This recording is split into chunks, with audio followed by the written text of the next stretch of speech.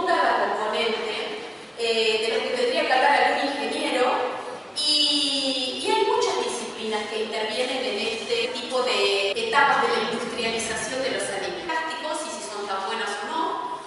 Y vamos a ver qué acciones podemos hacer para prevenir. ¿Por qué son importantes los envases en la industria alimentaria? ¿Qué funciones cumplen? Menciónenme 3, 4. Contenedores del alimento. ¿Qué más? Importantes. También. Preservan el alimento. ¿Dónde vivimos? El 92% de la población argentina, por lo menos casi totalmente mundial, está ubicada en zonas urbanas. No estamos cerca de los productores de las cadenas de producción de alimentos, ¿verdad? Si no tuviéramos envases, ¿qué consumiríamos? La estacionalidad también nos ayuda a romper el eje estacional, que en algún punto es importante y en otro tanto, cuando uno tiene que hablar de supervivencia, no. Entonces, como ven, no decimos que los envases no son necesarios, son necesarios. Ahora, ¿cómo? ¿Cuáles? ¿De qué manera? ¿Cómo lo vamos a usar? Eso es un poco lo que vamos a tratar de ver. Generalmente en los envases plásticos, cuando estamos hablando de envases plásticos, se calcula que el 90% de los envases plásticos están diseñados y producidos para ser de solo un uso. O sea, se usa y se desecha. Y eso ya es un problema de contaminación tremendo. ¿Por qué importa este tema? Este tema es un tema, yo entré en la cátedra en el año 2015. Y es un tema que yo entré en la cátedra porque quería hablar de este tema. Y fíjense todo lo que esperé, 10 años casi, para decirlo. Y está de moda el tema ahora. Tendría que haberlo hecho de moda yo antes, pero bueno, no fue así. ¿Pero por qué importa? Porque nosotros cuando hablamos de envases alimentarios hablamos de los envases, eso, prestarme. Gracias, Pato. Estos envases, ¿no? Bueno, hablamos de estos envases, ¿sí? De los que estamos usando casi cotidianamente. Sin embargo, en la producción primaria, la FAO, en el año 2021 publicó el primer informe de la producción de plásticos en la producción agrícola y su sustentabilidad. Y utilizó datos de todo el mundo, o sea, esta es producción global. En el 2019, la agricultura solamente utilizó 12,5 millones de toneladas de plásticos en producción vegetal y animal. Estamos hablando de producción primaria, el tema que le compete a Carlos Carballo cuando habla de producción primaria. Y 37,3 millones de toneladas en envases alimentarios. En envases alimentarios, fíjense, estamos hablando de 12,5 en producción primaria, es esa barra de la izquierda que es bajita. En el medio, recién acá el compañero hablaba de distribución, transporte y qué sé yo qué, todo lo que tiene que ver almacenamiento, procesamiento y distribución, no hay datos. No hay datos. Y los 35,5 millones o 37,5 millones es el envasado de alimentos. Seguimos porque importa la producción mundial de plásticos en el 2017 alcanzó una producción estimada de 350 millones de toneladas métricas. A ver, 350 millones de toneladas en el año 2017 es tremendo. El 60% de los alimentos que nosotros compramos en los supers están envasados en plástico. Yo recomiendo este informe de la FAO, que está en castellano, yo lo pongo dentro de la bibliografía de la cátedra, la vamos a subir al aula virtual. Yo les recomiendo leerlo porque no tiene desperdicio. Este informe, el de la OMS, no se lo recomiendo porque es para médicos, o sea, a mí me costó entenderlo. Y después el otro que les recomiendo muchísimo, que lo vamos a citar, es el de la Sociedad de Endocrinología de Estados Unidos, que hizo un informe excelente. Con algunas cosas no concuerdo, pero está excelente. Los plásticos contienen aditivos químicos que pueden migrar a los alimentos. Por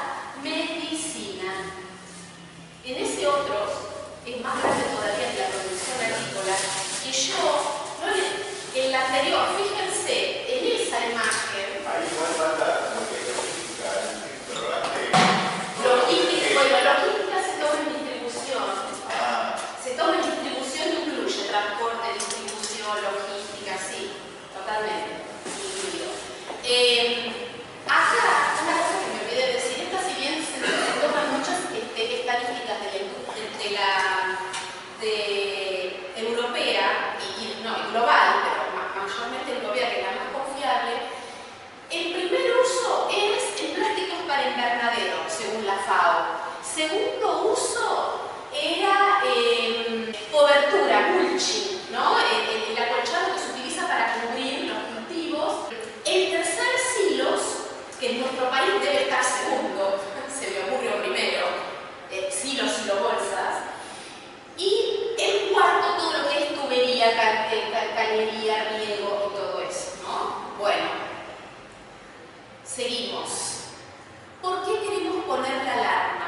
Esto lo voy a pasar medio rapidito, pero más o menos desde 1860, en 1860, hace más de un siglo, se fabrica el primer material plástico, que es celuloide, que se utilizó para hacer las películas, no era para envases alimentarios. En 1904 la baquelita, que recibe ese nombre por su creador, se quiebra fácil, pero muchas ollas todavía tienen mangos, tapas y manijas de baquelita. ¿Sí? Es ese plástico negro muy quebradizo que generalmente se utilizaba más para ollas que para otras cosas. ¿Sí? Bueno, ese compuesto ya tenía bisfenol F, que después vamos a hablar. Del 20 al 30 se creó el acetato de celulosa, el policloruro de vinilo, la resina acrílica, el plexiglas, el poliestireno, el teflón. Fíjense de cuánto tiempo estamos hablando. 100 años. En 1945, el famoso PET, el tereftalato de polietileno. ¿Qué es el PET? Ustedes saben qué es el PET, ¿sí? Saben que las botellas de gaseosa, las botellas de agua, todo tiene el PET. Y era el primer simbolito. Cuando se creó el PET, que yo era docente y hablaba de envases plásticos durante 25 años, durante 2 meses en la materia de procesos de conservación, hablaba de envases plásticos, cómo se fabrican, etc. El PET era el que venía a reemplazar al vidrio, porque era transparente, liviano, tenía todas las ventajas del vidrio, todas, menos sus 2 desventajas más importantes, que era la fragilidad, básicamente, y el peso para el transporte. Era la panacea el PET. Nylon, caucho sintético, policarbonato, poliamida, todo eso posterior a la Segunda Guerra Mundial. En 1959, el polietileno, el bisfenol S, y vamos a seguir con toda esa historia, que yo no la voy a seguir porque ahora les voy a mostrar una curva. Porque en esta historia que sigue hasta la mitad del siglo pasado, tomo hasta ahí, se empiezan a levantar alarmas científicas. Las estimaciones hablan de, van a decir que 350, se lo pueden grabar, es una cifra que todo el mundo estima que anda por ahí, ¿no? 350.000 productos. Productos son tipos de plásticos diferentes. ¿Les sabemos? No. ¿Por qué? Porque las estadísticas las dan, el informe de la producción, la da la industria del plástico. Y la industria del plástico tiene patentes y no quiere decir de qué están hechos, ni cuántos hacen, ni nada. Simplemente los meten en el mercado, los hace autorizar según las reglamentaciones de cada país, los introduce y tenemos 350.000 productos. Esto tomado de estadísticas de 19 países. Hay más de 50.000 plásticos que estamos nosotros en contacto con él y que son desconocidos. Más de 70.000 que son mínimamente conocidos, que tienen descripciones ambiguas. Y hay un hueco en la información, porque hay muchos papers escritos sobre esto, que están estimados que son disruptores endocrinos. No sé cómo se dice, endocrinos o endocrinos. Como sea, la revista Nature habla de 1800 y Nicolás Olea en su libro habla de 2000, más o menos. O sea, ustedes se dan cuenta que tenemos un más menos importante, pero que anda por ahí de lo que se calcula. Y hay publicaciones que dicen que hay 10.000, lo vamos a ver, 10.000 que yo pondría los ojos en alto. En 1970, ¿alguien leyó el libro de Rachel Carson, Silent Spring, La Primavera Silenciosa? Sí, y yo ya lo sé. ¿Alguien más? Bueno, lectura obligatoria para los que cursen esta cátedra. Lo siento mucho. Los 2 informes que les di son lecturas obligatorias, son sugeridas obligatorias, a ver si entendemos. Bien, Rachel Carson en el año 1962, fíjense de cuánto les estamos hablando, ella empieza a hablar de unos problemas que empieza a ver en las aves que empiezan a desaparecer, empieza a haber problemas reproductivos en las aves y el químico al que le asigna eso es el DDT. ¿Saben lo que es el DDT? Que se prohibió como 40 años después. Ella levanta la voz de alarma en el 62, se prohíbe 40 años después. Y habla de los pesticidas organoclorados y el impacto del ambiente. Pero ¿por qué es importante su publicación? Porque es la primera alarma que aparece publicada de la relación que hay entre el ambiente y lo que nos pasa a los seres vivos. Por eso hablamos de una salud. Somos una integralidad, somos un todo único entre el ambiente y la comunidad de seres vivos.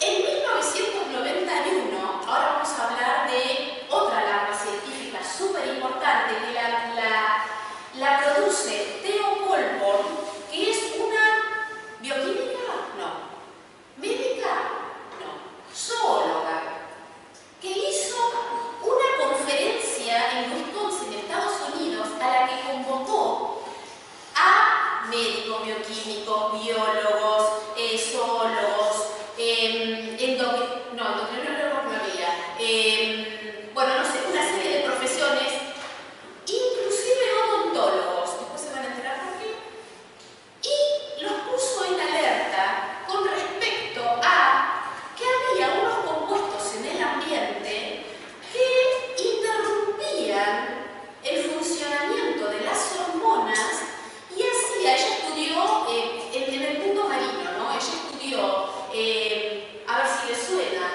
anfibios sí, más que nada anfibios y renacuajos. ¿A qué les hace acordar?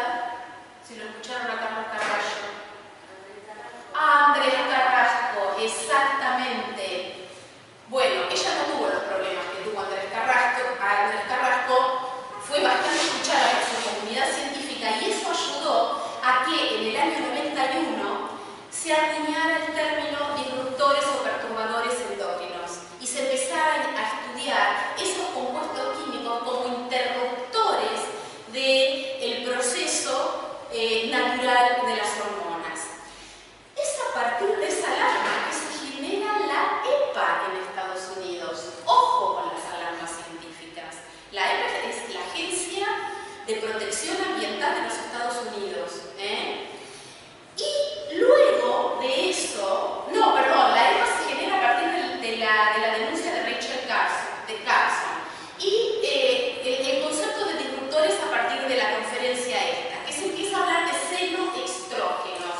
Son todos los compuestos por fuera de lo que es nuestro organismo que interfieren con nuestros hormonas. Se habla de xenobióticos también. Xenobióticos, todo compuesto químico. Bueno, ella, Colborn, en el año 96 saca con otra colega y con Myers, que tiene una página web que sacan el libro que es Nuestro Futuro Robado, y la web se llama Our Stolen Future, que la pueden consultar. Nuestro futuro robado. Estamos poniendo en riesgo nuestro sistema reproductivo, nuestra supervivencia como especie. Bueno, lo dice en este libro. También una lectura recomendada. Y bueno, a partir de eso, fíjense, llegamos al año 21 y 22 que empiezan a aparecer informes. A ver, desde ahí en adelante, evidencias científicas de todo tipo y color. Fíjense, ventas globales de la industria química en verde, producción global de plásticos. Yo no sé si alcanzan a leer ahí a partir de la década del 50. Fíjense, en el 50, que yo les dije todo lo que se había creado, eran una anécdota los plásticos. Nada, fíjense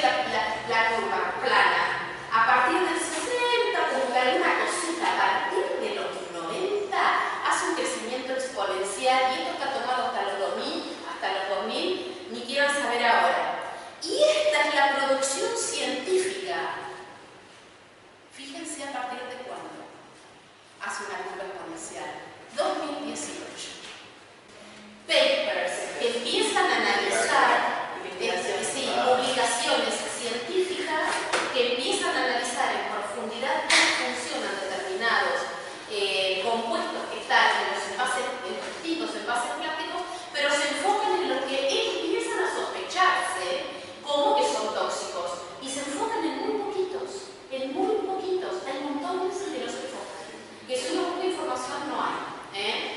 Bueno, un poco les traje esto para que comparen las fechas desde cuándo se empieza la producción a cómo es que vamos nosotros, pobres mortales, tomando los datos, cómo la industria va siempre antes y nosotros siempre detrás, y la regulación y la ciencia siempre detrás del problema. Hay mucha cantidad y variedad de sustancias químicas que se liberan a lo largo del ciclo de vida de los plásticos. Los plásticos, vamos a ver que son polímeros y que tienen mucha cosa dentro. Implican riesgos para la salud humana, ambiental y los sistemas de reciclado. Y estamos creyendo que estamos reciclando. No está funcionando. Muy pocas de esas sustancias han sido estudiadas, como un repasito hasta acá. Se han revisado 63, por lo menos en esta publicación, se revisaron 63 fuentes de origen industrial, científica y regulatoria. Se identificaron más de 10.000 sustancias relevantes por los riesgos tóxicos. Esto en la Unión Europea, que se dice que es el cúmulo de países que tienen una legislación más severa y más confiable. Esto está sacado de Nature en el año 2022 y es la que habla de 1.800 compuestos que se consideran disruptores endógenos, ¿sí? Apenas se estudiaron de esos 1.800, 266.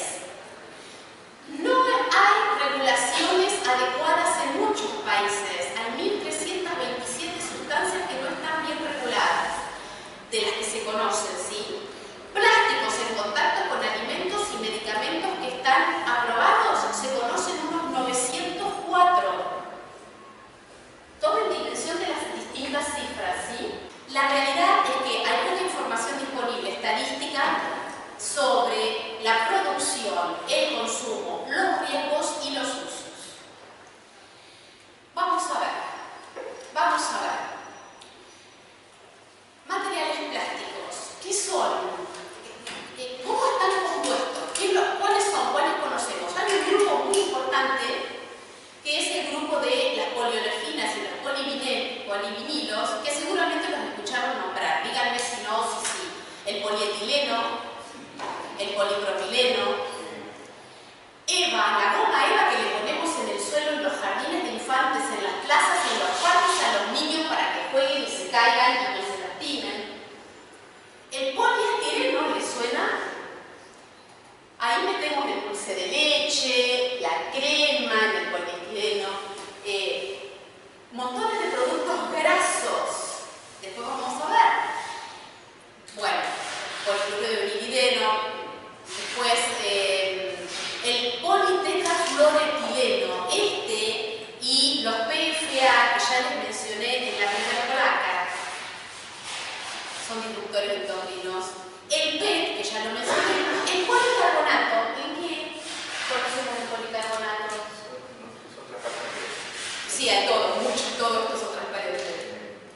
Pero el policarbonato se usa para algo que es súper usado en todo el mundo. En los bidones celestes de dispenser de agua mineral. De agua mineral. Poliamida, el nylon, que se utiliza para el nylon film. Bueno, son los más importantes, ¿sí? Fíjense, Plastic Zero, esto es marketing,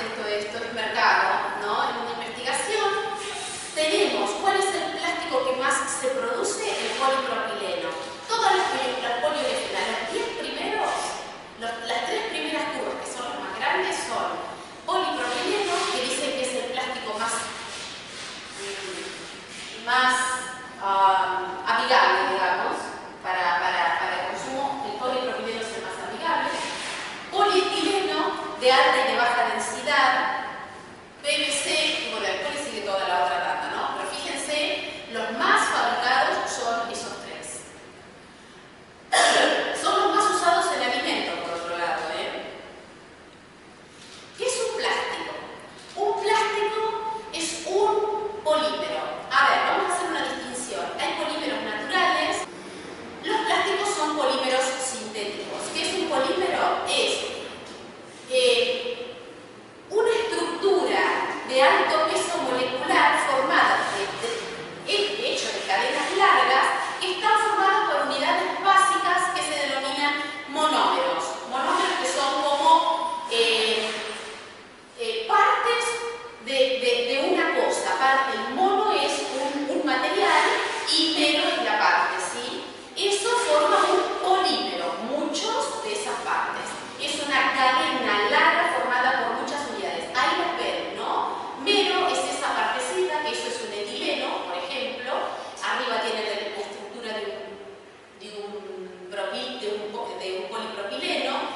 Y es eso, ¿no? Un polímero. ¿Cómo se forma? El proceso de polimerización se hace a través de muchos aditivos de polimerización.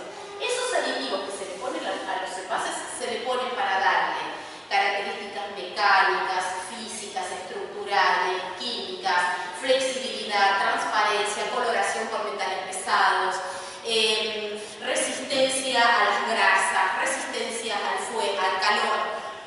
Bueno, para hacerlos flexibles, ¿no?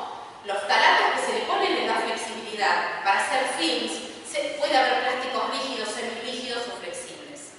Aparte de los polímeros, de los plásticos, un plástico es un macroplástico, ¿no?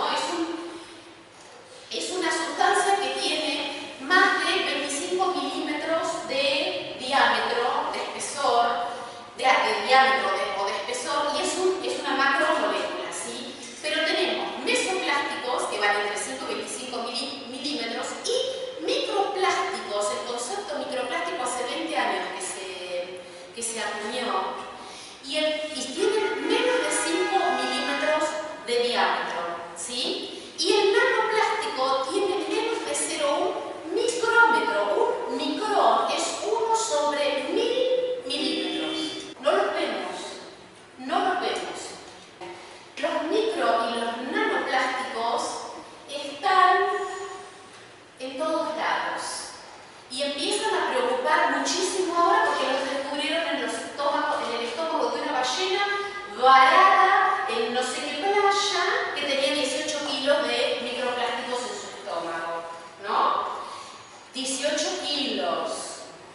Después lo empiezan a descubrir en peces, pero está en la miel. Encontraron de tamaño de 20 milímetros y encontraron más de 660 microplásticos. En el agua envasada, tamaño, no me acuerdo cuánto dice ahí, pero debe ser 6,1 milímetros. Menos de 0,1, o sea, abundancia 5.000 microplásticos. Bueno, en la cerveza, en el azúcar hay cualquier cantidad, hasta 500. En los pájaros de mar, en los moluscos. Lo que no les conté, cuando yo les dije que Theo Colborn, que estaba estudiando los disruptores endócrinos, descubrió que estos anfibios tenían problemas de pareja. ¿Por qué? Porque a las hembras les estaba creciendo pene, no podían procrear, tenían problemas reproductivos. Entonces, fue por eso que empezó a preocupar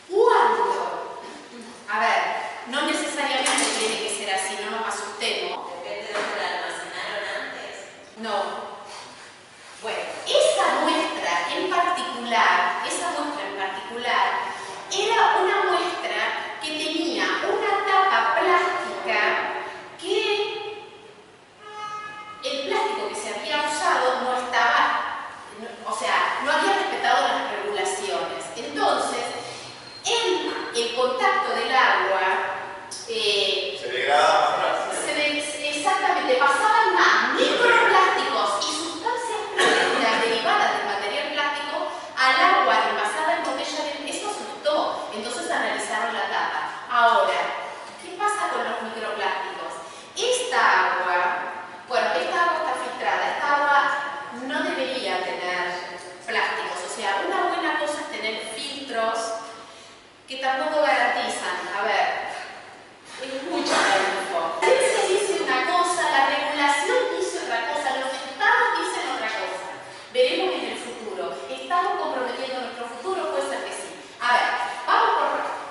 Botella plástica. No, de ninguna manera. Botella plástica va a tener siempre mucho más de microplástico y va a tener mucho más de los aditivos que tiene ese material de envase en el agua. ¿Está bien? Porque imagínense, después lo vamos a ver cuando veamos ahora migración, dentro de esos aditivos de fabricación, una de las cosas que yo me olvidé decir, que le meten aditivos que sean filtros solares, porque los envases que están en las góndolas reciben luz diurna del transporte, diurna de la luz del súper y luz de todo tipo. Toda esa luz degrada, entonces reciben filtros UV, que también la tenemos en la piel. Bueno, hay microplásticos en la piel, en el cuerpo, adentro, no hay nada que sabemos, o sea, no está solo ahí, lo estamos comiendo, lo estamos teniendo en la piel, lo estamos teniendo en todos lados. A ver, la tapa de la cerveza, como esta tapa, tiene exactamente, no hay nada en el vidrio que pueda sellar hermético que te impida que se vuelque, si no se le pone algo que se adhiera, y lamentablemente lo que tenemos a disposición son plásticos, son gomas que son un caucho sintético o una goma plástica de algún tipo que se adhiere. Eso transfiere menos, sí, transfiere menos. ¿Qué pasa con los filtros? Y cierto tema filtros.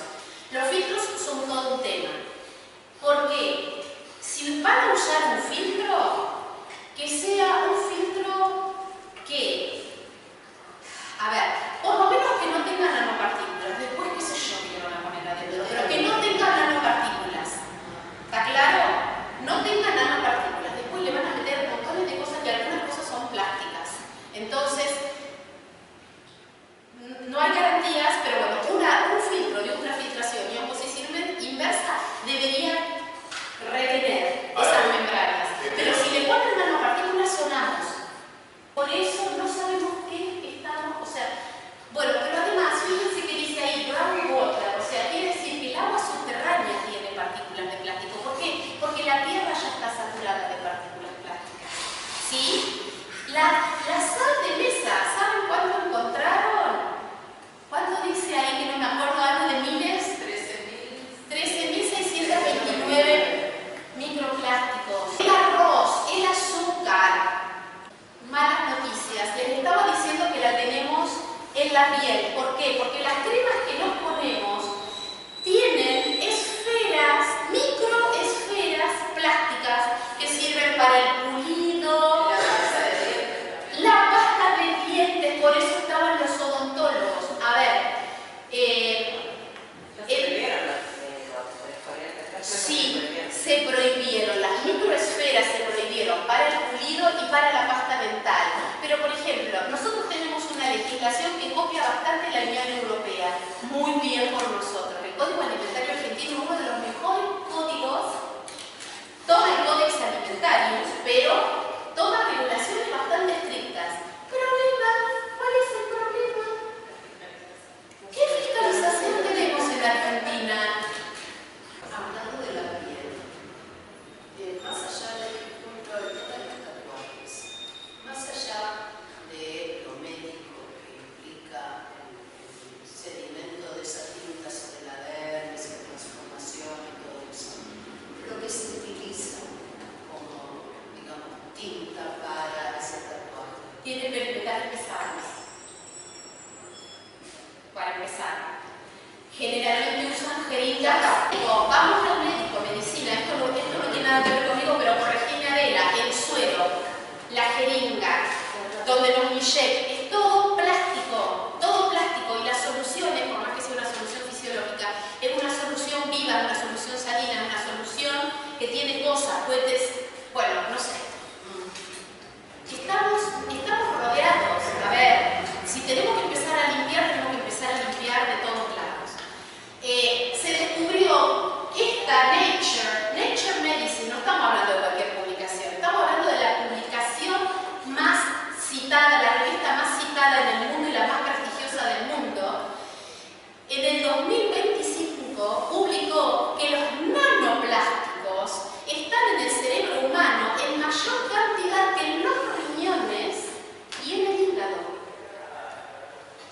que son órganos de filtración. Acá quedan, allá se van o quedan, acá quedan, y que eso estudiado, obviamente que en cadáveres, no estamos hablando de Cannibal, de Aníbal Lecter, lo estudiaron en cadáveres, entre el 2016 y el 24, curva exponencial de lo que encontraron adentro, creciente según a lo largo del tiempo. ¿Sí? ¿Qué pasa con los plásticos que usamos? Que a partir del momento que fueron creados y desde el momento en que están siendo creados, empiezan a aparecer residuos de polimerización, ¿sí? O sea, monómeros. Residuos de polimerización aditivos. Micro y nanoplásticos que se degradan de las propias máquinas. La gente que trabaja en contacto con los plásticos, ya sea fabricando o manipulando, los plomeros o quien sea, son los que más riesgo tienen, los que más contaminación tienen. Y el plástico se va degradando desde el momento en que está siendo creado, ¿sí? Sufre procesos de degradación, de desintegración, y también se descarta lo que se llama las 3D. Se estima, volvemos otra vez, que el 80% de los residuos que van a los mares, a mí me dio risa esto cuando lo leí, ¿qué quieren que les diga? 80% de los residuos que van a los mares provienen de vías terrestres. No, si lo va a fabricar el delfín. ¿De dónde va a provenir? De hecho, cuando Holborn levanta la alarma, lo levanta con el TBT, tributitestaño. Es un compuesto organometálico que no tiene el PVC, que se utiliza para pintar a los barcos y a los muelles, para que los moluscos no se incrusten. Todo eso va para el océano. Y es tremendamente molusquicida y biocida. ¿Sí? O sea, está ahí. Está ahí. La Unión Europea lo prohibió en el 2004. ¿Qué hizo la industria? En el ES recontraquejó todo lo de la pesca. Entonces en el 2008 volvieron para atrás. La Unión Europea volvió para atrás. En el 2008 volvió para atrás y dijo, bueno, entonces los barcos de gran eslora, los muelles lo pueden seguir usando, las redes de pesca lo pueden seguir usando, los barquitos también los pueden seguir usando. O sea, se sigue usando. Bueno, todo lo que tienen ahí a la izquierda tiene que ver con las toneladas métricas de plástico que se tratan de reciclar. Solamente en los últimos 10 años se recicló el 9% que se estima. Volvemos a que se estima, 9%. Reciclar no sirve para nada. A ver, ¿qué dice ahí? 6 R's. Recomendaciones que empezó a hacer la industria y los gobiernos que se pusieron de acuerdo para greenwashing, lavarse las manos. Y nos hicieron creer a todos que si reusamos, recuperamos, reciclamos, etcétera, reusamos, yo qué sé, estamos haciéndole un gran favor al ambiente y a nosotros mismos. Lo lamento, sí. ¿Es mejor que nada? Sí. Pero todo eso que se reduce, se hace más chiquito, vamos a microplásticos, se recupera, no sabemos a dónde va, se recicla, se transforma en otra cosa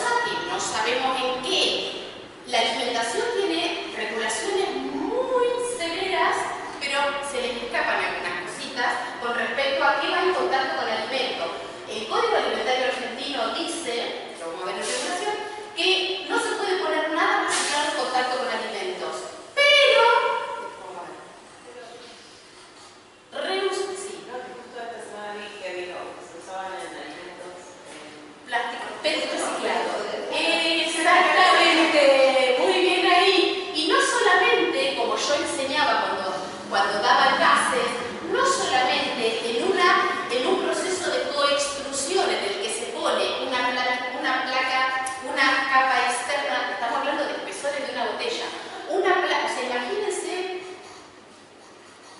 bueno, no sé, imagínense una botella, tiene una capa externa de PET virgen, una interna de reciclado y una interna de virgen. Permite 3 opciones de reciclado para el PET, y una es que el reciclado sea bromatológicamente apto, haya sido desinfectado y te lo ponen en esa botella. ¿Qué 2 R's tenemos? ¿Qué 2 R's tenemos? Rediseño, que están haciéndose esfuerzos, o sea, a ver, no hablemos tan mal de la raza humana, están haciéndose esfuerzos. ¿Y cuál podemos hacer nosotros? Reusar con H. Me rehúso a usar plástico. ¿Se entiende? Ahí vamos. Bueno, ¿qué es un mecanismo de migración? Un mecanismo de migración. Ahí tenemos la famosa botellita de PET. ¿Sí? Vamos a suponer que es TRICAP, ¿no? Tenemos 2 capas vírgenes, interna y externa, y en el medio tenemos la reciclada, no importa. ¿Qué es el mecanismo de migración? Es la transferencia que ocurre entre el material del envase desde el ambiente al alimento o desde la interfase, que es el envase, al alimento. ¿Sí? Bien. ¿Qué puede pasar? Oxígenos, agua, o sea, se puede hidratar por eso se hacen a veces envases impermeables y los plásticos suelen ser bastante hidrofóbicos. Aromas, que es algo que la industria odia. Si hay una cosa que la industria manda a investigar, que su envase no migre nada, es la permeabilidad del envase para que no se le escape ningún aroma, ni le entre ningún aroma, ni el plástico transfiera ningún aroma. Normas ISO y normas IRA es lo que más la industria usa para garantizar que no hay transferencia de aromas y de sabores extraños al alimento. ¿Por qué? Porque el consumidor se queja y ellos tienen que retirar eso y le cuesta mucho más. Entonces, lo que más se estudia. Ahora, ¿qué miércoles se transfirió en el proceso? No tanto. Sí tienen que pasar por las regulaciones del Código Alimentario diciendo, bueno, si ese material que yo estoy poniendo en contacto con alimentos es bromatológicamente apto. ¿Sí? ¿Qué es lo que pasa? La migración es, básicamente la que nos importa a nosotros, es la transferencia de sustancias de la pared del envase al alimento, o lo que deja pasar de afuera el envase, el ambiente al alimento, y lo que más preocupa son los aditivos que se le agregan. Hay más de 600 aditivos que se le pueden agregar a un material plástico. 600. Y no detalle menor, hay veces que el aditivo lleva entre el 3 y el 70% del peso de esa molécula. 70% del peso del aditivo. Es un disparate lo que estamos diciendo, pero es así. Y no solamente eso, sino los disolventes, que en general llevan o toluenos o cosas disolventes orgánicos, que son súper volátiles, que se transfieren. Tintas y compuestos. Por eso yo puse esto, ¿no? Imagínense una tinta disuelta en agua. Yo la puse de múltiples colores porque los aditivos son múltiples, y eso es lo que migra. Hauser, un investigador inglés, en el 2005, dijo que los ftalatos se disuelven en la leche materna como la tinta de café. El mismo proceso. ¿Quién dijo eso? Hauser, un investigador inglés, en el 2005, estamos en el 25, hace 20 años, los ftalatos todavía están.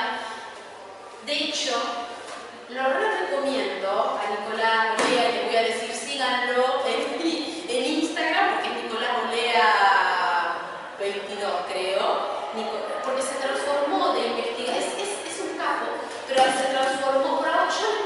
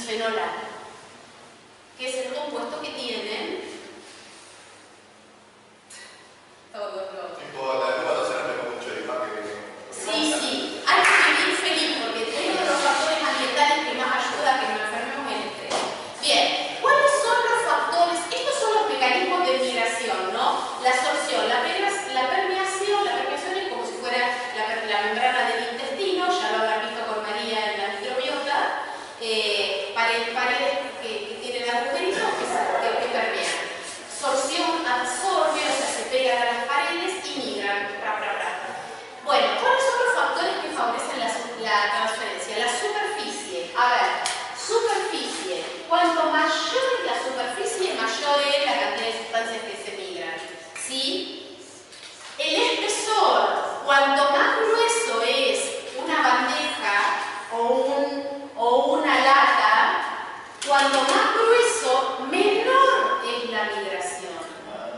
Cuanto más finita, mayor. Todo eso que hace flipi, aluminio, lo que sea, toquen esta bandeja. Esto tiene mucha transferencia. Toquen esto.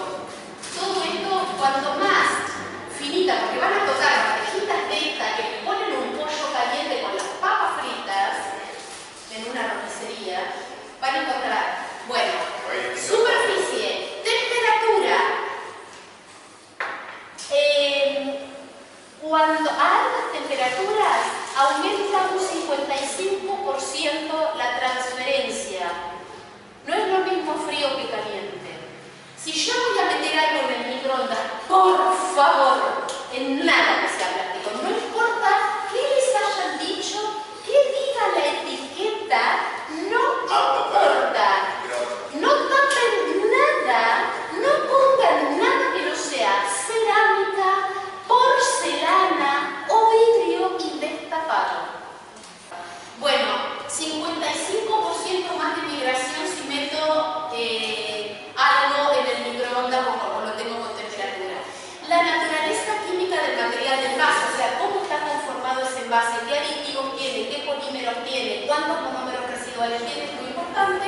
Y el tipo de alimento.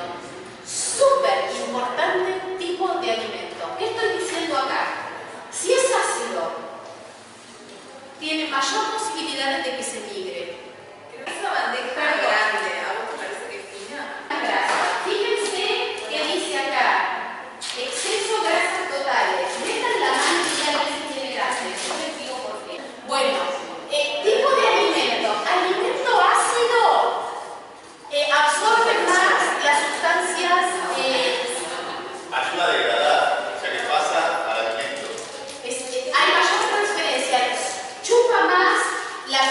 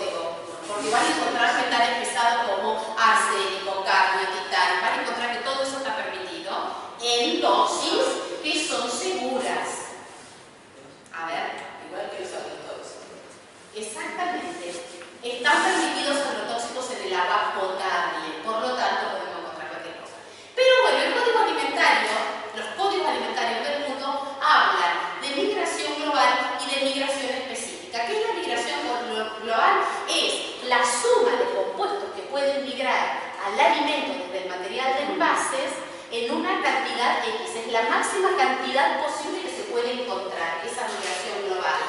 Argentina toma la legislación europea y permite 60 miligramos por kilo de alimento.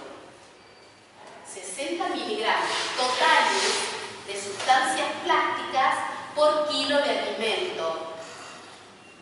La migración específica es la cantidad que puede migrar cada compuesto específico. Estados Unidos no tiene valores para migración total, solo para migración específica.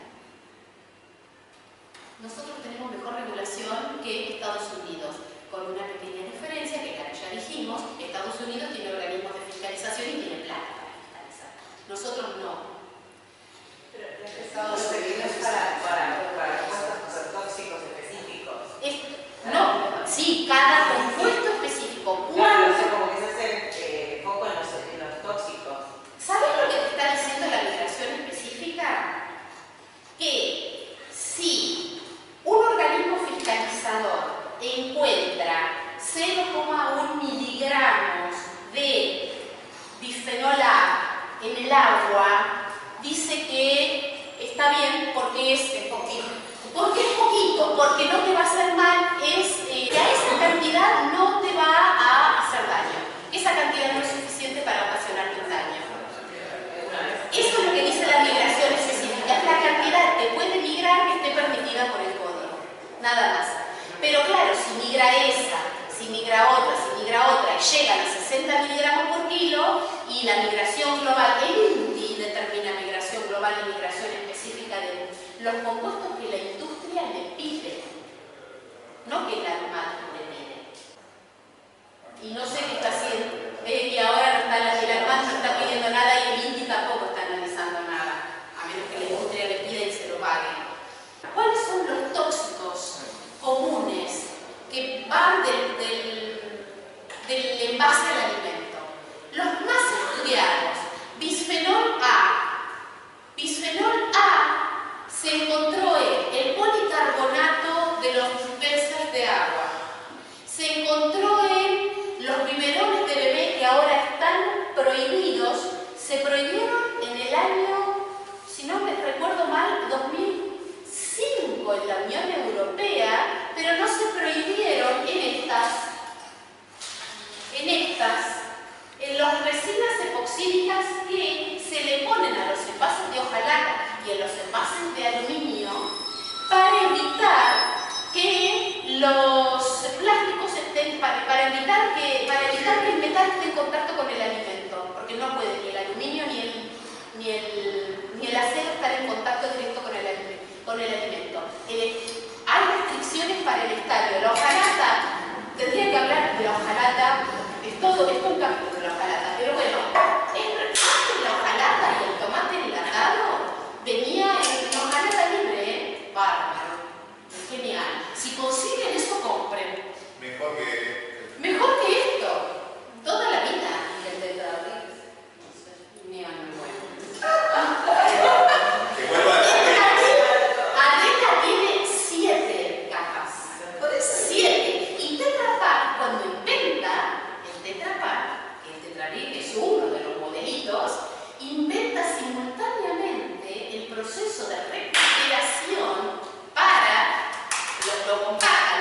para hacer la recuperación de eso y que no le hinchen con las regulaciones, porque tenía todo un sistema de reciclado. Ni hablemos. Decía que vuelva la Pirex, me vuelva a acordar el chupete. No, volver a ¿Por qué? ¿Qué tiene que ver la Pirex con el chupete? No, porque la mamadera de plástico, la Pirex era de vidrio, pero el chupete. La mamadera de plástico, el chupete, todo eso se lo damos a los bebés. Bueno, en teoría, los biberones, yo me acuerdo cuando yo les vi que el guacho de mi hijo a los 7 meses decidió dejar la teta por su cuenta, yo casi lo maté, le empecé a dar el biberón y yo decía, ¿por qué este biberón tiene olor a lanzadero? Yo era evaluadora sensorial. Me horrorizaba, lo tiré al diablo, pero por el olor a lanzadero. Fíjense lo que le estaría dando pobrecito a mi bebé, pero bueno. A ver, lo tienen los biberones y lo tienen las resinas epoxídicas de los envases de hojalata.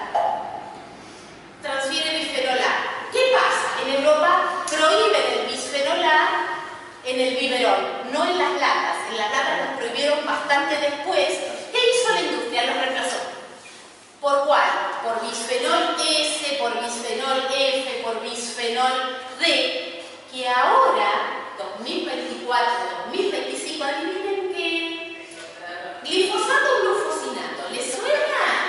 Reemplazamos uno por otro que es más tóxico que el primero. Bueno, ahora pasa lo mismo. El F, el S y el D se está probando que son más tóxicos que el A. O sea, no reemplacemos, por favor, no usemos, no reemplacemos. ¿Qué es disruptor endócrino que ahora Adela nos va a hablar? Bueno, tienen la estructura y tienen qué efecto en la salud. Alteración de las hormonas es un disruptor endócrino. Efectos en el desarrollo, en la salud reproductiva, en la metabólica, es obesogénico, produce cáncer, diabetes 2. Es un nene de pecho, el bisfenol A.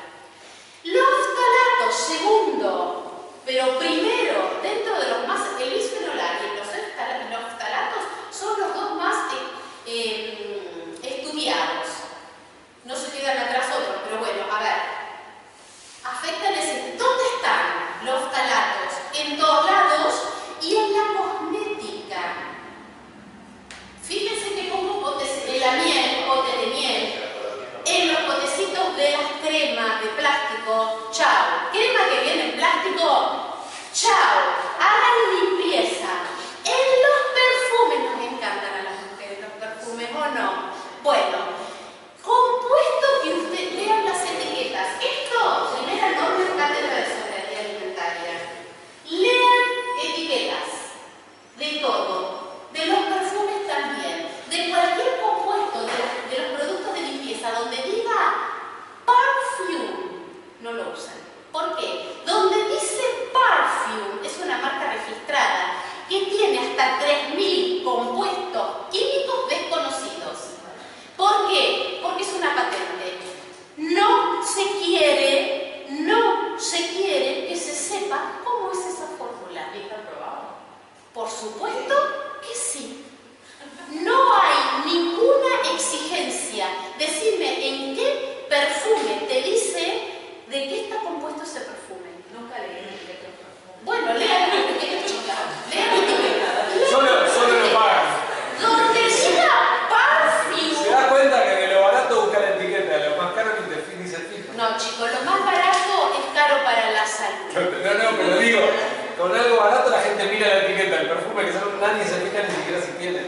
No, los caros estamos en el horno igual. Claro. Pero Europa ya tiene sellos Bien ahí. ¿Cómo seguía? en cosmética, por supuesto, tienen ecosellos. Sí, entonces tengo que ir a elegir. No todos son buenos, ¿eh? Después les voy a recomendar a otra científica que habla de cosmética. Cosmética es otro mundo. PFA, sí, termino con ftalatos. Afecta sistema es un reprotóxico. Reprotóxico afecta sistema reproductivo. Es androgénico, estrogénico, antiandrogénico, lo que fuera. Afecta las funciones reproductivas, disminuye la fertilidad, ocasiona abortos, ocasiona infertilidad, dice Nicolás Olea. En España hay más clínicas para el tratamiento de la infertilidad que farmacias.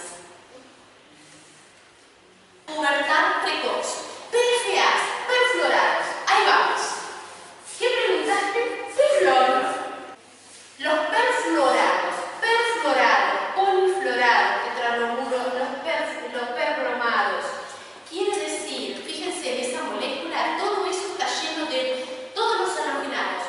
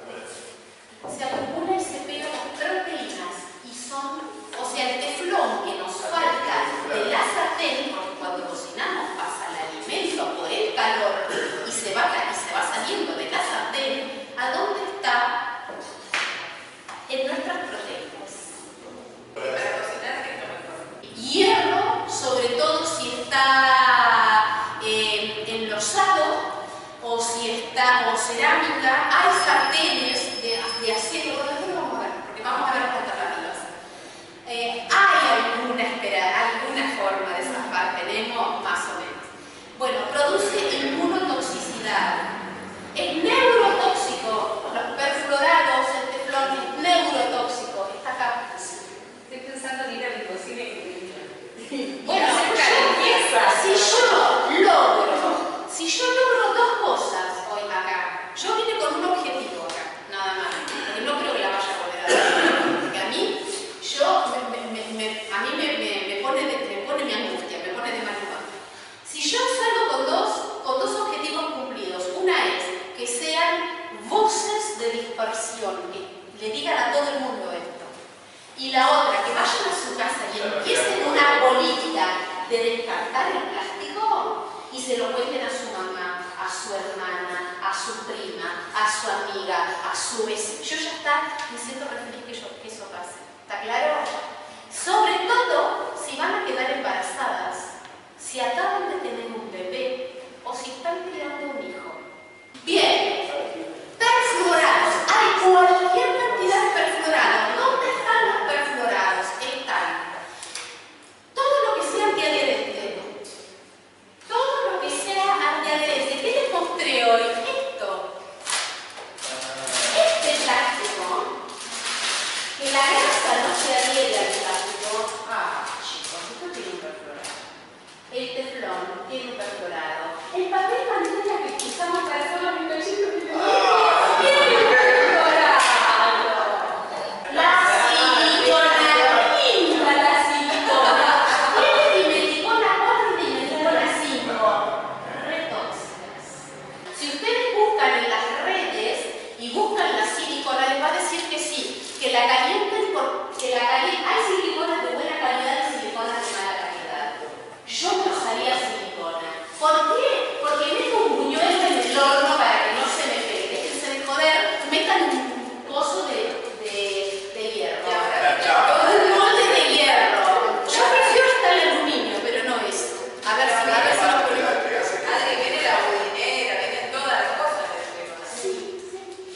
La Biblioteca Nacional de Medicina de Estados Unidos tiene en esa página todos estos compuestos, pero hay millones más.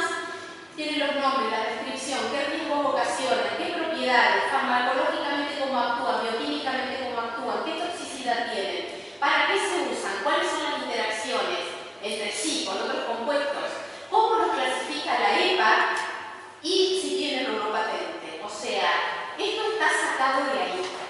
¿Sí? Esto está sacado de ahí.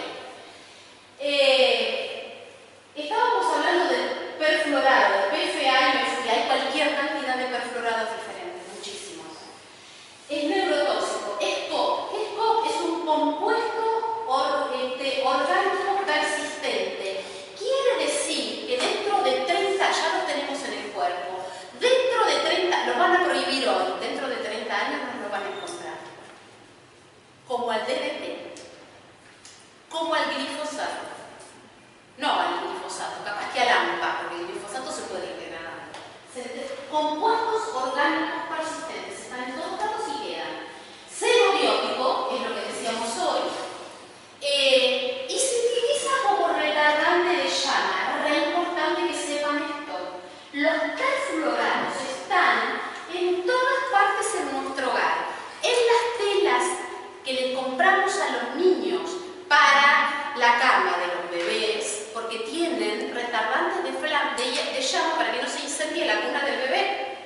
En las cortinas, en los pisos de madera sintética, en las paredes, en los techos, en la ropa, dijimos. Bueno, todo eso tiene perfluorado.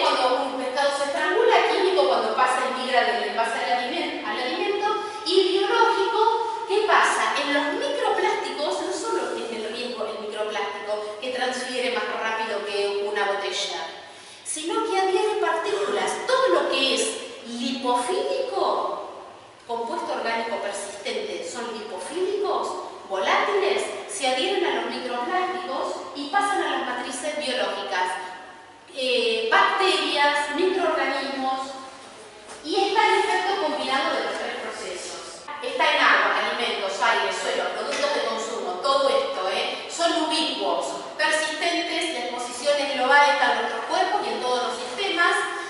Hay nuevas técnicas, o sea, ¿se acuerdan cuando vimos la investigación científica que hacía una curva exponencial? Se están inventando, a medida que se empieza a sospechar que algo es tóxico, porque ya está inventado, se está usando, hay nuevas técnicas que se ponen a punto para investigarlo en matrices humanas. ¿Qué pasa? Se investigan y aparece más y más, porque los gobiernos de los países desarrollados invierten muchos millones de dólares en la investigación. Después eso no se traduce en regulación. Exposoma y epigenética. Exposoma son todos los factores ambientales, físicos, químicos, biológicos, estrés, que influyen en nuestro cuerpo. A ver si lo dije bien. Y epigenética son todos los factores ambientales que influyen en nuestra herencia genética, ¿sí? Hay un efecto cóctel. ¿Qué es el efecto cóctel? Que no tenemos un solo veneno. No hay un solo veneno. Se investigan sustancia por sustancia. Todas las regulaciones del mundo, todas investigan sustancia por sustancia. Ninguna regulación investiga ni regula por el efecto cóctel. Ese es el fallo más grande que tenemos. No sabemos cómo el efecto cóctel, o sea, la suma que actúa aditivamente, o sea, se suma el efecto de una con el efecto de la otra, antagónicamente puede antagonizar, o sea, comportarse como un estrógeno, algo que compite con un estrógeno natural, o sinérgicamente potencian su acción, o sea, no que se suma 1 más 1 es 2, sino se eleva al cuadrado, ¿se entiende? Se potencia. Eso es el efecto cóctel. Ay, Adela. Disruptores endocrinos. ¿Por qué nos pasamos y tomamos disruptores endocrinos como más, digamos, importantes? ¿Por qué? Porque son, los compuestos estos son lipofílicos, volátiles, se bioacumulan, o sea, uno se suma a otro y se van acumulando en nuestro organismo, termina una biomagnificación. Comemos un pescado que está contaminado y vamos sumando del pescado, del pollo, de la carne, de la verdura, todo tiene. Bueno, repasito, ¿qué son los disruptores endocrinos? Ya están: cosméticos, perfume, plástico, textil, utensilios de cocina, antiadherentes, ultraprocesados. De hecho, hubo un estudio en Europa de Plastilif, que es una organización independiente que publicó que las personas que consumen más ultraprocesados, sobre todo el batido de vainilla de McDonald's, es el que más microplásticos tenía. Bueno, es una anécdota. Productos de higiene personal, filtros ultravioleta, si tienen benzofenona, no. Solamente tiene que tener óxido de zinc u óxido de titanio y que no diga nanoparticulado. ¿Qué cosas no debe usar? Nada que no sea algo que tenga óxido de zinc, o sea, protección física, no química, no benzofenona ni oxi, hay un montón que son oxi, no sé cuánto, pero esas no. Sí, interviene con la asimilación, con la transformación de la vitamina D, también con la generación del T3. Bueno, ahí está, siliconas, bueno, ¿cómo afectan? Ya lo vimos, ¿sí? Lo más importante de esto es, porque hay herencia epigenética transgeneracional. O sea, que todo esto que nos pasa a nosotros, se lo vamos a transmitir a nuestros nietos, a nuestros hijos, a nuestros nietos, a nuestros nietos, tataranietos, y no sabemos dónde termina. No sabemos dónde termina. Hombres y mujeres, ¿no? Si el disruptor endocrino puede ocasionar un daño genético que se transmite después a nuestra progenie y no sabemos dónde termina. ¿Cuánta exposición? No sabemos. ¿A cuánto estamos expuestos? Dijimos 10.000 compuestos y no lo sabemos. Más de 1.000 son los conocidos. Efecto cóctel, ya lo dijimos, hay una exposición cotidiana. Las dosis bajas son las que no se tienen en cuenta.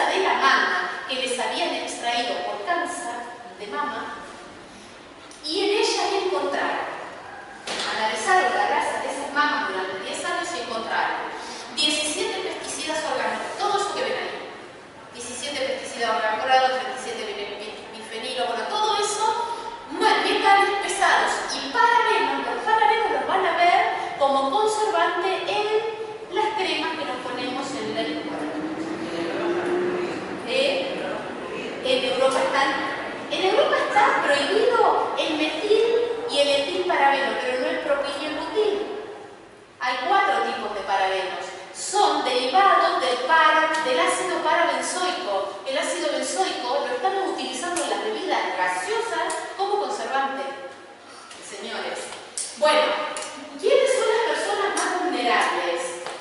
A nivel de legislación se estudia cada compuesto que enfermedad ocasiona a qué dosis. Esto ya no es más sostenible. Tenemos que empezar a regular con otro paradigma. Con la paradigma de que la dosis hace al veneno, no. La dosis no hace al veneno. Dosis menores, 1000 veces menores, hacen más daño que una dosis mayor en algunos compuestos, específicamente los que son disruptores endócrinos. ¿Y quiénes son los más vulnerables? La madre y el feto. Las investigaciones que forman la regulación están basadas en un macho de 40 años, de 75 kilos de peso, sano, caucásico, no en la mujer y no en el niño. ¿Se entiende?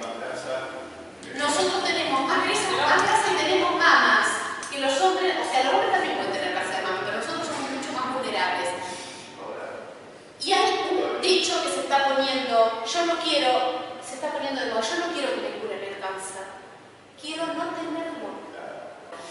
Buena noticia, hay un efecto protector para las mujeres. Hay un efecto protector para las mujeres. ¿Cuál es? Tener un hijo antes de los 19 años. Habían hecho una investigación con mujeres universitarias y no universitarias y descubrió que la mujer universitaria, o sea, ser universitario, dentro de las preguntas que se le hacen a las personas, ser universitario era el factor que más nos relacionaba con el cáncer de mama.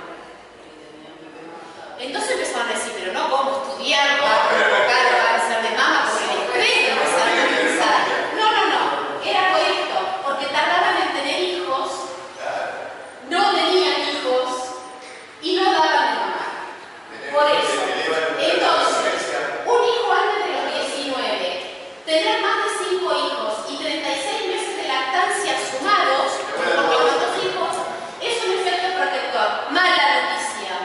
Eso nos desintoxica a nosotros. Adivina a dónde va. Todo. Antes se creía, hace 50 años se creía que la placenta materna protegía al hijo de los tóxicos que tenía la madre en el cuerpo. No. ¿Qué es lo que tenemos que hacer si vamos a tener un hijo?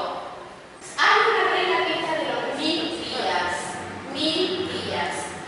Un año antes empezar un proceso de detoxificación, tratar de alejarse de la mayor cantidad de tóxicos disruptores endócrinos. Por eso es importante la formación en los jóvenes. Por favor. Durante el embarazo, seguir ese proceso de detoxificación. Saber que no se lo estamos pasando a nuestro bebé. Y luego, en la lactancia, el año de lactancia, por lo menos el año, los 2 años de lactancia, tratar de seguir ese proceso de detoxificación. Con esos 1000 días, está comprobado que si la mujer durante 6 meses se cuida, disminuye muchísimo su carga tóxica. Bueno, esto ya lo dijimos. Enfermedades vinculadas a los plásticos, ya lo vimos. De acá lo que tenemos es cómo creció el cáncer de mama en una franja etaria de los 35 a los 50 años, cuando antes era posmenopáusico, ¿no es cierto, Adela? Antes era mucho más probable o prevalente en posmenopausia y ahora se ve en 35 a 50 años y ya con metástasis. Y puede que no sea solo de los envases plásticos. A ver, son tendencias en la incidencia de cáncer de mama, y para que los varones no se pongan celosos, también se los puse en testículo, que responde casi al mismo patrón. En el norte de Europa, estandarizado por edad, a ver, y no solamente puede ser por plásticos, también puede ser por pesticidas, por cualquier. No solo atribuimos solo a los envases plásticos, sino que esto es lo que está pasando, es la foto de hoy. Los plásticos tienen que ver, sí, tienen que ver. También los pesticidas y también montones de otros compuestos tóxicos, radiaciones y qué sé yo qué. Que bueno, hay un efecto dosis combinada de cosas que no la podemos manejar.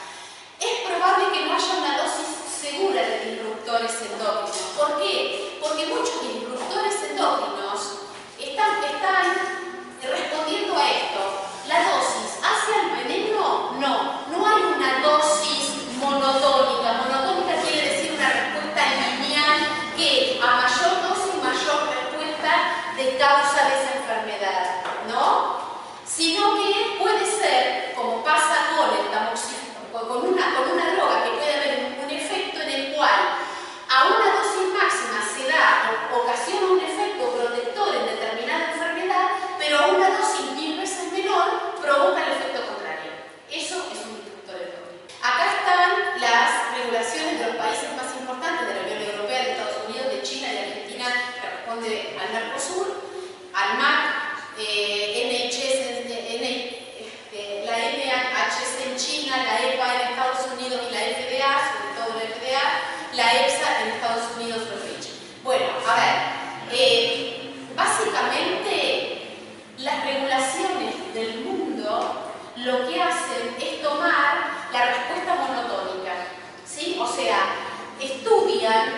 de cuál es la dosis a la cual un compuesto ocasiona un efecto adverso, la dividen por 100 para asegurarse que esa dosis está bajo un sistema de protección, pero esa dosis no la estudian. Esa dosis no la estudian. Y hay dosis que divididas por 1000 ocasionan el efecto contrario a la protección. ¿Se entiende? O sea que son más tóxicas que esa dosis que nosotros estamos diciendo que es segura. Eso es lo que estamos pidiendo. Primero, que se trabaje el hueco de datos, que los métodos de la toxicología que regulan, que es la metodología, la toxicología reguladora en la que se basan las regulaciones del mundo, para decir esta sustancia es hasta acá, bueno, que cambie el paradigma de la dosis hacia el veneno, porque no es verdad. Que cambie la forma de evaluar que tenemos las sustancias tóxicas y que cambien las regulaciones de la ANMAT y de todos los organismos reguladores para protegernos, que saquen lo que nos hace mal.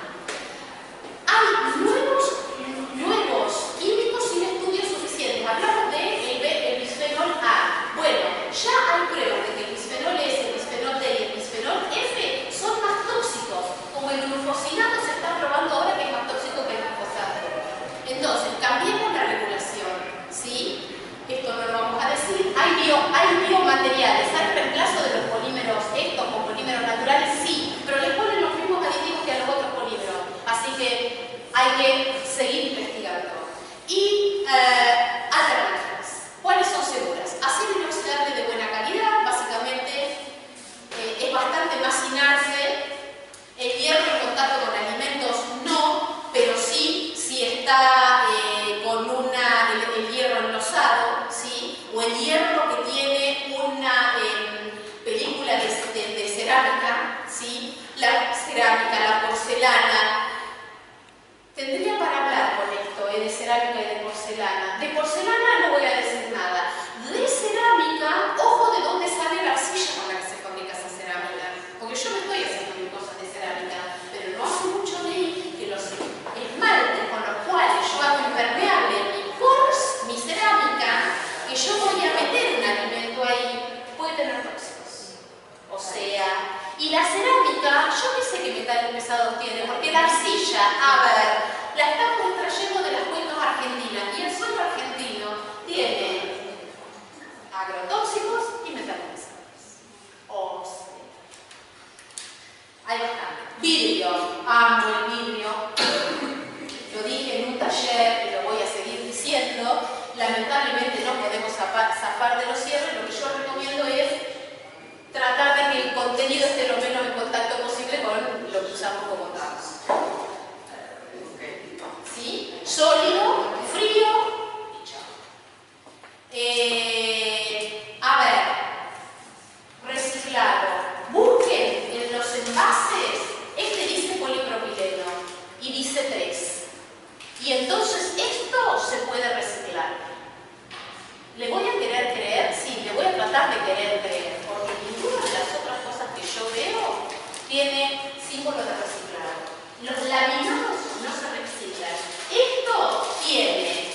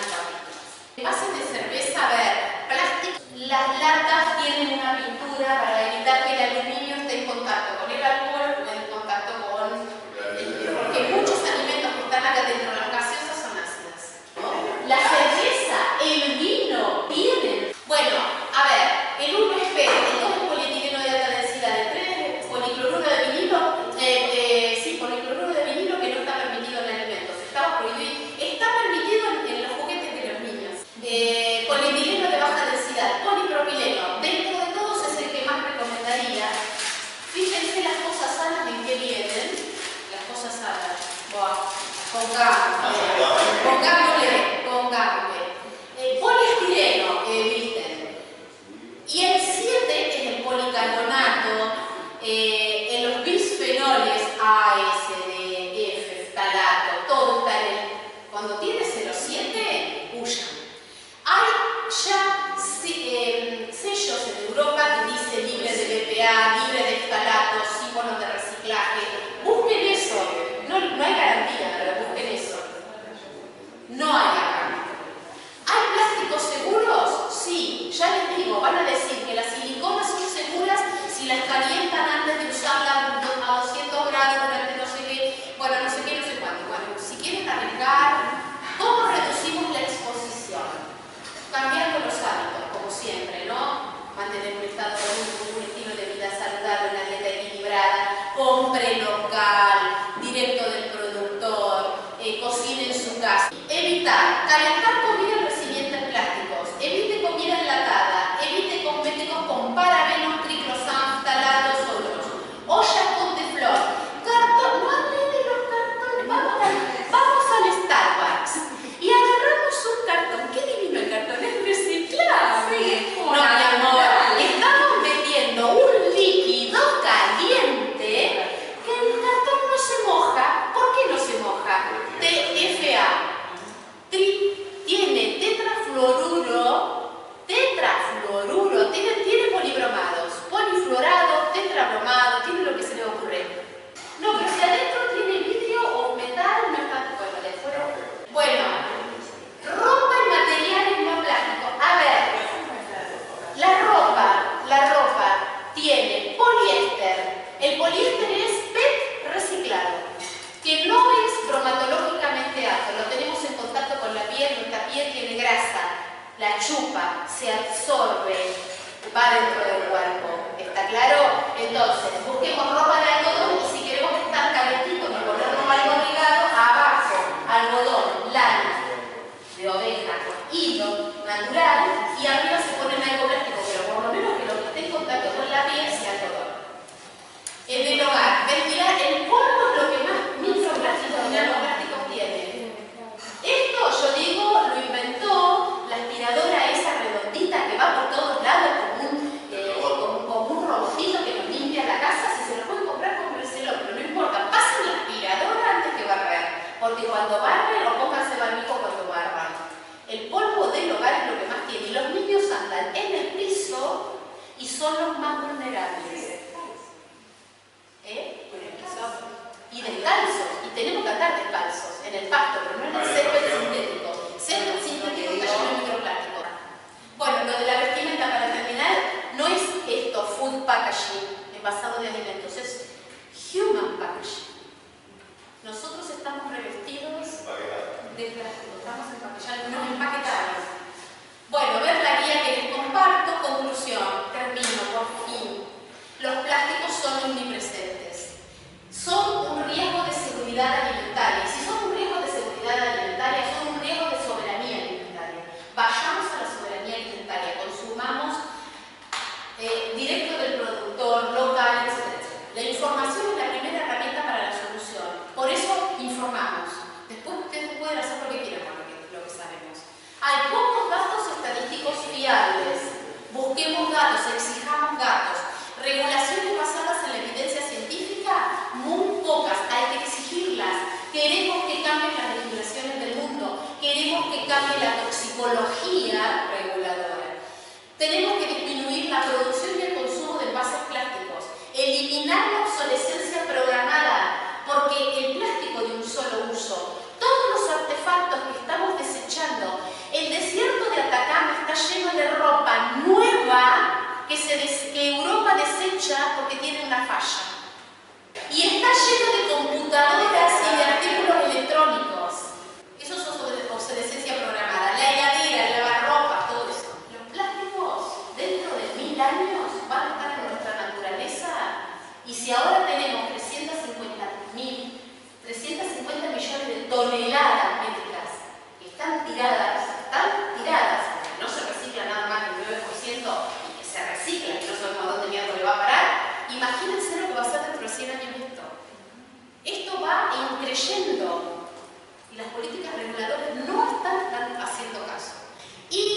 Bueno, yo les pregunto, ¿cómo podemos aumentar la conciencia colectiva y prevenir los riesgos? Yo le digo siempre a Guille, nosotros, porque Guille también, participamos de un grupo, el 9 de julio creamos un grupo, somos fundadores, ya la gente está tomando conciencia y está queriendo consumir de otra manera. El 9 de julio